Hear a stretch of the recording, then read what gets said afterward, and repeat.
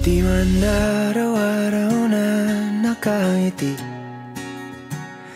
ilang beses na rin tayong humihindi. Di na mapilang ang ating mga tampuhan. Away ba't di natin di na namamalayan? Eto tayo, ngunit sa huli palagi. Darwin, ang babaeng hawak mo ngayon ay magiging asawa mo sa harap ng Diyos at sa harap ng tao. Ito hindi lamang katuparan ng isang pangarap, kundi isang malaking pananagutan.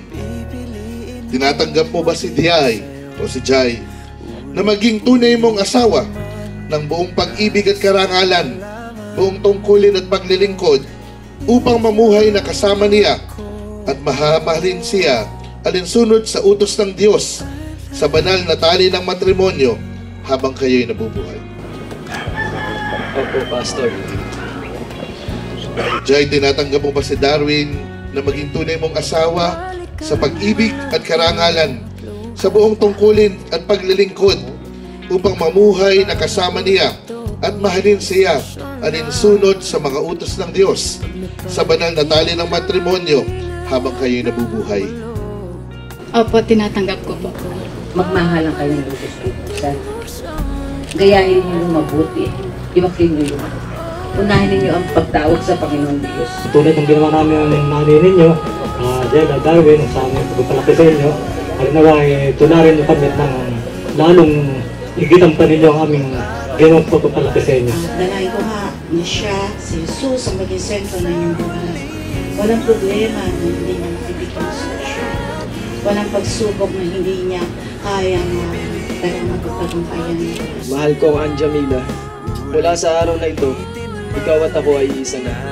Pinapangako ko sa harap ng Panginoon at sa lahat ng saksi sa ating pag-iisang dibdib na ikaw ay aking mamahalin at palaging pipiliin.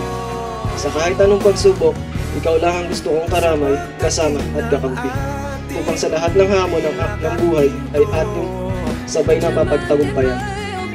Ako'y mananatiling tapat at iyong maasahan. Sasamahan ka sa lungkot at ligaya, sa hirap o ginhawa.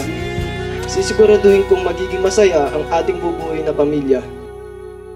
Sa presensya ng Diyos, ng ating mga pamilya at mga kaibigan, nagpapasalamat ako sa pagkakataon na makasama ka at maging katuwang sa buhay. I choose you, not just today, but every single day of our lives.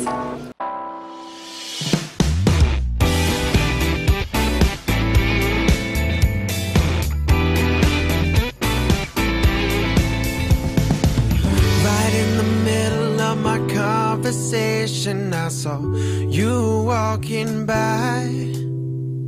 I completely lost my concentration. You know, you really caught my eye. The more the thoughts run through my head, the more I wanna talk to you.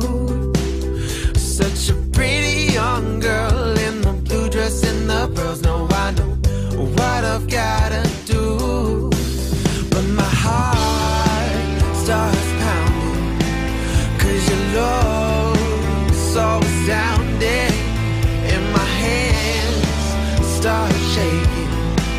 Could this be history in the making? And I wanna know, what did I do to deserve a girl like you? You must be some kind of miracle. What did I say that encouraged you to stay? 'Cause you are so unbelievable. And I've tried it, but no words can describe the way I feel about you, baby. The way I feel about you. It's been 2 years since our conversation. Now you're right by my side. Yeah, I still get that feeling. My head goes through the ceiling when you put your hand in mine, but my heart starts pounding, 'cause you love. Hindi lahat ng nagsasama ang wife ang sinasakta. Meron ding ang husband ang sinasakta ng wife. This is the counterpart of what your sister said, na pag ayaw mo na kay Darwin, ibalik mo rin siya sa amin. Tapos, tatanggapin pa rin namin ikaw, kahit ayaw mo na sa kanya. Thank you very much for your family. Amin ka na ngayon. Hindi ka na pwedeng magtanong. At binigay ka sa amin ng Diyos dahil maganda ka. Maganda rin ang family mo. At kami rin kasi maganda rin, magandang family din kami. Thank you very much. I love you, anak. I love you, Darwin. Sabi ko nga sa inyo kanina, nung kayo nagsimula na magkakilala, nagmahalan, ipagpatuloy lamang ninyo ay yung pagmamahalan. Simula ngayon hanggang sa inyong pagtanda, huwag kayo magsasawang kayo magmahalan. At nang sa ganun, ang inyong magiging anak tularan din kayo na maging mapagmahal. Ingatan mo siya, mahalin. Dahil bukod siya bunso siya yung lagi kong kasama sa bahay. Alam mo naman, kami lang dalawa. Kaya kung ano yung pagmamahal na pinaramdam namin, pinalasap sa kanya, ngayon ka rin sana. Because you're part of our family at talagang simula pa, minahal kita dahil mahal ka ng aking anak. No? Kinararangal ko pong ipakilala sa inyo ang bagong mag-asawa, Mr. and Mrs. Jaila Busting. Palakpakan po natin sila. Darwin, you may now kiss your bride.